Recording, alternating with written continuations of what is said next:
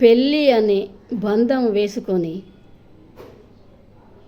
అడుగుపెట్టిన ఇల్లు పూరి గొడుసైనా పెంకుటి ఇల్లైనా అది స్వర్గముతో సమానం అని అనుకుంటుంది స్త్రీ.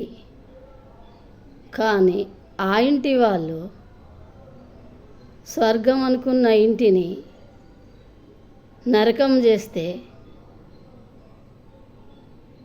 ఆమె ఆవేదన అంతా ఇంత కానే కాదు. తన మనసు కుమిలిపోతుంది.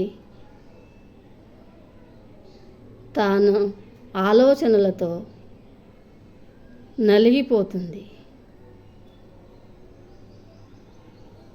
అవునా కాదా?